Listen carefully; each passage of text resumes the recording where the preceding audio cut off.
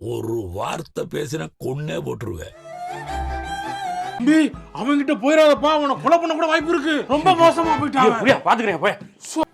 என் மானம், மரியாதை, கௌரவம் எல்லாத்தையும் அடமான வச்சிட்டேன். நான் பாட்டுக்கு என் வாழ்க்கையை வாழ்ந்துகிட்டு இருந்தேன். கிரிக்கெட் வந்து என் வாழ்க்கையை சுனாமி மாதிரி அடிச்சிட்டு போயிருச்சு.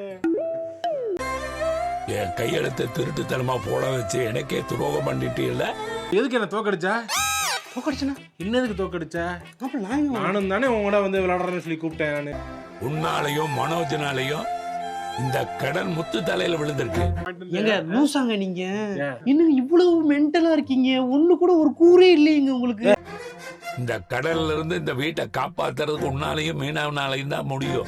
இருக்காதீங்கன்னு சொல்லுங்க. எதுக்கு சொன்ன? உண்மை என்னதுக்கு சொன்ன? பெரிய உண்மையை சொல்றாரு விளக்கண்ணா. இப்ப சொல்றேன், இனிமே இந்த வீட்டுல முத்துவுக்கு ரவிக்கும் தான் பங்கு இருக்கு. சரி, விருப்பம் இருந்தா வெளியே போடாமல. என்னப்பா மனோஜுக்கு இந்த வீட்டுல இருந்து ஒரு செங்கல்ல கூட கிடைக்காது. ஆடக்கூடாது. அதுக்குதான், அதாவது ஆடியது ஒரு ஆட்டம் என்று ஆடாதவர் சொல்வது ஒன்று சொல்லுவாங்க. உனக்கு சேர வேண்டிய பங்கு முத்துவுக்கு மீனாவுக்கு தான் போகும். அப்பாட கூப்பிடாத. நீங்க புக் எழுத கூடாது. ஏன்? அந்த பால்ல நீ ஏதாவது கலந்துருவியோன்னு பயமா இருக்கு. யார நம்பர்னே தெரியல தாசண்ணா. இந்த ரூம்ல உங்களோட இருக்கிறதுக்கு எனக்கு பயமா இருக்கு.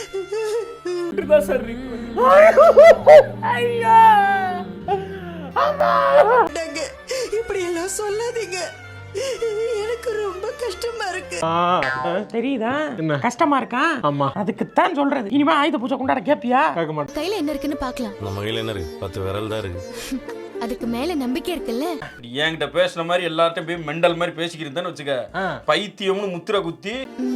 என்கிட்ட இருக்கிற இந்த செயினை நாளைக்கே வித்துடலாம். இதை வித்தா குறைஞ்சது ஒரு 5 லட்சம் ரூபாய் நமக்கு கிடைக்கும். ஒரு மனுஷன் எதையாவது பண்ணி முன்னுக்கு வரலாம்னு பார்த்தா கால் வைக்கிற இடமெல்லாம் கண்ணி விடி வைக்கிறாங்களே. என்னமா சோகமா உட்கார்ந்துட்டு இருக்க? அதையும் நினைச்சுக்கிட்டு இருக்காதம்மா.